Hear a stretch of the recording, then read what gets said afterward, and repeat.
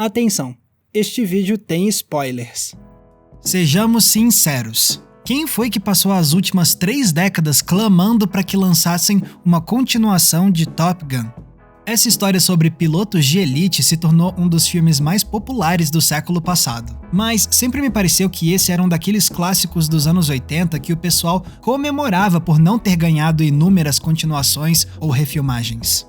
Esse era um dos títulos nostálgicos que, ao invés de virar uma franquia caça-níquel, tinha se transformado numa preciosidade singular do cinema oitentista. Até que vem o Tom Cruise e surpreende o mundo inteiro lançando uma continuação de Top Gun.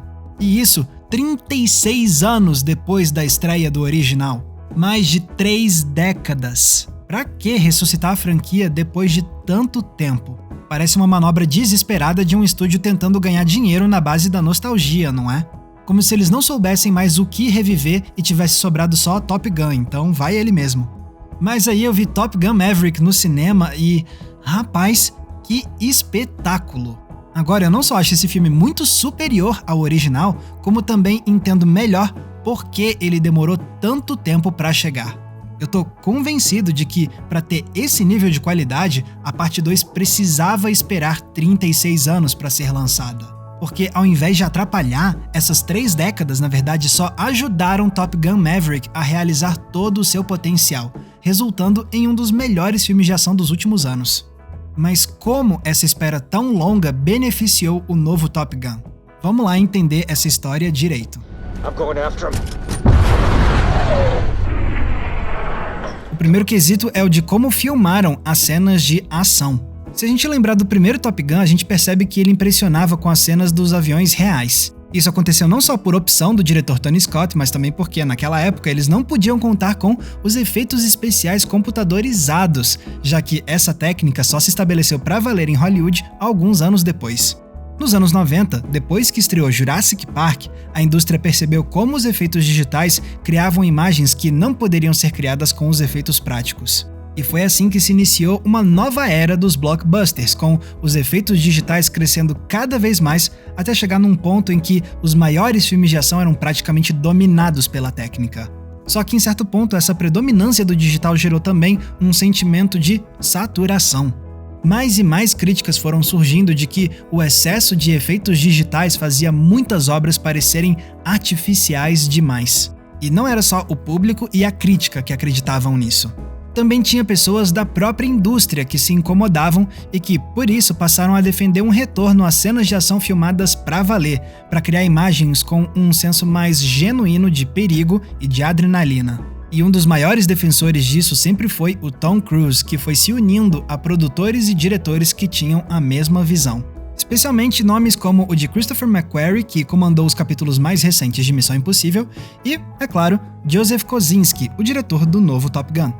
E foi com essa visão de não depender dos efeitos digitais que o Cruise e o Kosinski comandaram essa continuação. Então, quando a gente vê essas tomadas dos aviões fazendo as manobras perigosas e difíceis, é porque essas eram navios reais fazendo isso tudo pra valer.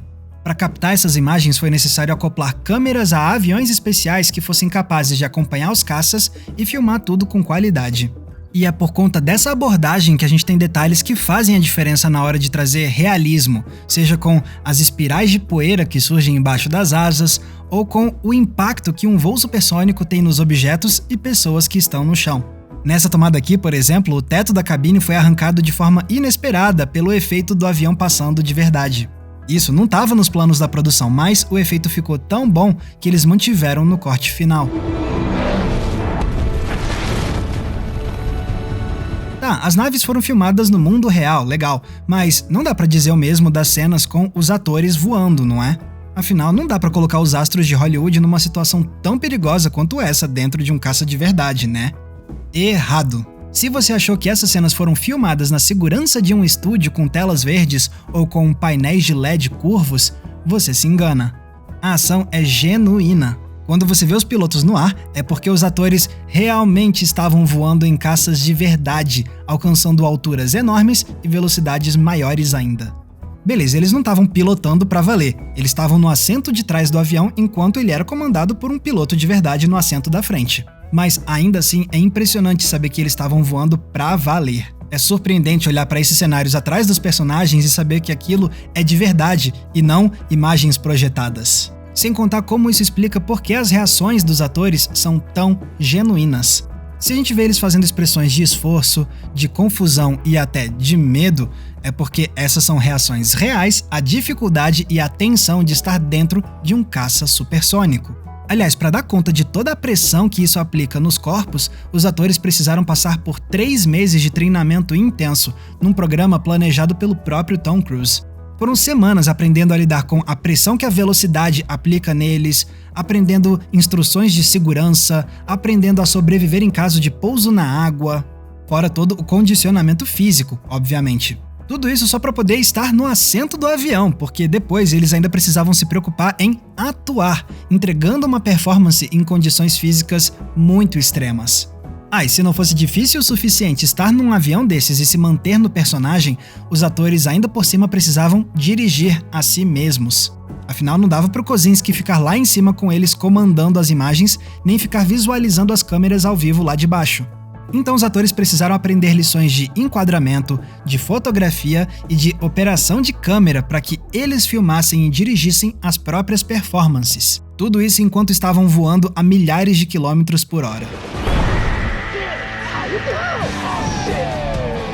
Mas calma, também não é como se eles tivessem se negado totalmente a usar os efeitos digitais, porque essa tecnologia ainda foi muito utilizada no longa, especialmente nos momentos que eram muito perigosos de reproduzir na vida real, como os ataques com mísseis, as explosões, os aviões caindo em chamas.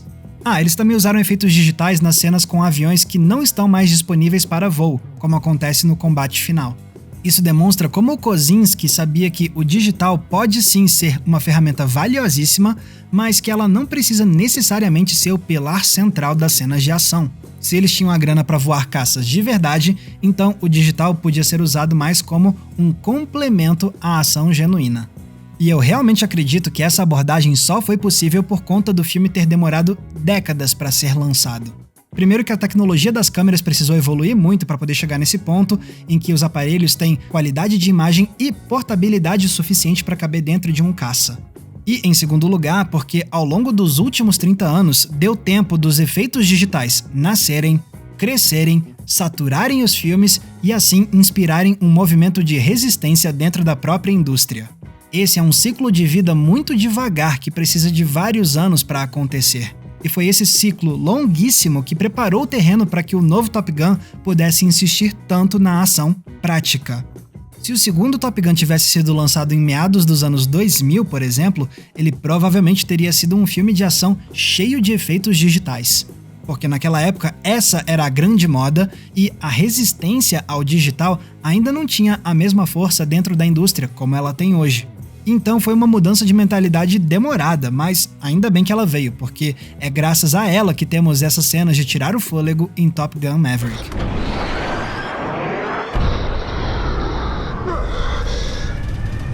O segundo fator que precisou esperar 36 anos foi o próprio Tom Cruise. Se você acha que ele é somente o astro principal do filme, saiba que o papel dele na continuação foi muito maior do que isso, já que ele era um dos produtores principais do longa e, consequentemente, um dos caras que realmente mandavam no filme. Beleza, você tinha o Kosinski dirigindo, mas, nesse caso, ele estava lá para executar a visão que o Tom Cruise tinha para essa obra. E essa é uma posição de poder que o Tom Cruise não tinha no primeiro Top Gun. Então, como foi que ele conseguiu chegar nesse ponto? Acontece que ao longo das últimas 3 décadas, o Cruise moldou a carreira dele para ser mais do que um galã do cinema. Ser um rosto bonito do cinema era o que todo mundo meio que esperava dele, especialmente quando ele participou do primeiro Top Gun.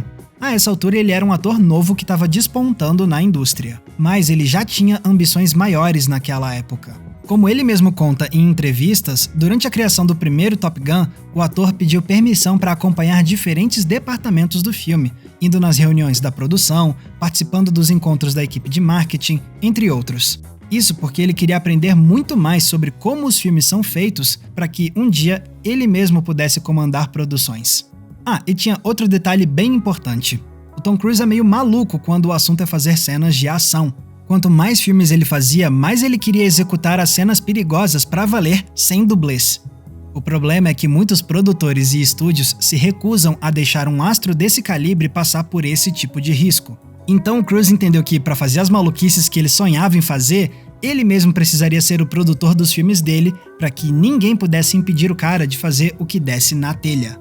Significa então que o Tom Cruise passou 3 décadas moldando exatamente o tipo de carreira que ele queria ter. Foram anos e anos se focando em 2 frentes. De um lado, aprendendo a fazer filmes para se tornar um grande produtor e poder mandar na porra toda.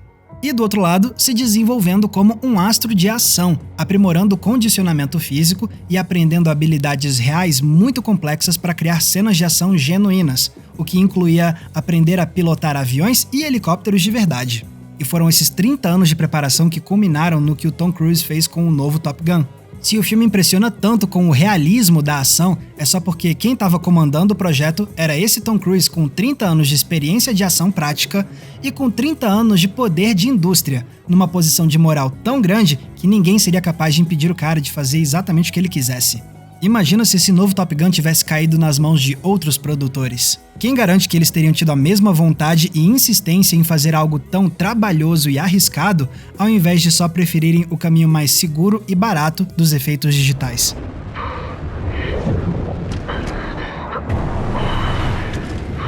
E o terceiro motivo pelo qual o novo Top Gun se beneficiou da espera de 36 anos é a forma como esse intervalo de tempo influencia a história contada no filme. Afinal, 36 anos é tempo mais do que suficiente para que uma nova geração surja e entre em conflito com a geração anterior. E é esse embate entre o antigo e o novo que é um dos pilares da trama de Top Gun Maverick. A gente já percebe isso na temática do combate militar. No começo do filme, vemos que o exército planeja substituir cada vez mais os pilotos humanos por drones comandados de forma remota. Só que mais importante ainda é como o tema do velho e do novo se articula nas dinâmicas entre os personagens. Um veterano de combate que precisa liderar jovens pilotos com naves mais modernas. Um homem que sente que falhou no seu papel de figura paterna com o filho do melhor amigo dele. Um jovem que se rebela contra o veterano porque ele quer provar o próprio valor como combatente. Tradição e inovação estão constantemente em choque. E, no final, quem prevalece é a tradição. Quem salva o dia são os pilotos humanos, que conseguem executar movimentos que um drone não conseguiria. E a missão é um sucesso porque o ataque é liderado não mais por um jovem, como era o plano original, mas sim por um veterano, o Maverick. É a experiência da tradição que leva eles à vitória.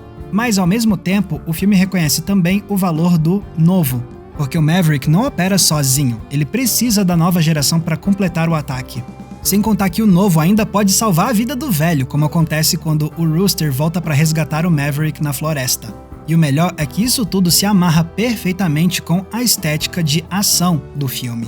Porque Top Gun Maverick mostra que, se for para escolher entre o novo do digital e o tradicional da ação realista, quem prevalece é a moda antiga. Mas isso não quer dizer que o novo do digital não tenha também o seu espaço e o seu valor, especialmente se for para dar suporte à moda antiga para que ela brilhe ainda mais.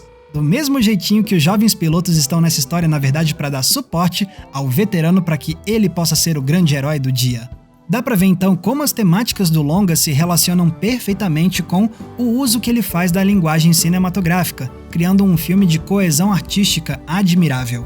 E se esse diálogo entre o velho e o novo ganha muita força nessa obra, é porque ela teve o benefício de chegar após um longuíssimo intervalo de tempo. Sir. Sim, é verdade que quando anunciaram que Top Gun teria uma continuação tanto tempo depois do primeiro, eu revirei um pouco os olhos e julguei o projeto como mais uma exploração da nostalgia. Então quer dizer que agora eu mudei de ideia? Pior que não. No fundo, o filme é isso mesmo, não dá pra negar. A questão é que é bem mais fácil de relevar esse detalhe quando a continuação é feita com tanta destreza, com tanta visão e com tanto esmero. E se Top Gun Maverick se prova como um dos melhores filmes de ação dos últimos tempos, é também porque ele soube tirar o proveito máximo de uma longuíssima espera de décadas. Ok, essa pode ser uma continuação que ninguém tinha pedido, mas eu fico feliz que ela tenha chegado, porque, para minha surpresa, foi uma experiência de cinema incrível ver o Maverick alçar voo mais uma vez.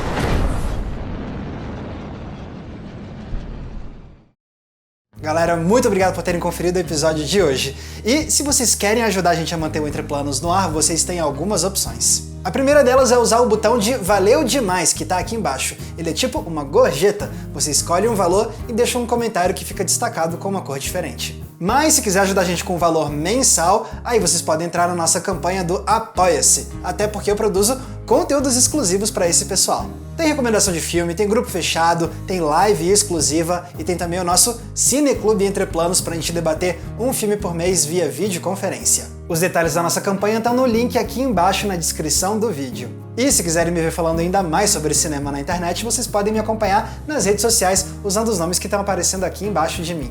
Mais uma vez, muito obrigado pela audiência, um abraço e até a próxima sessão.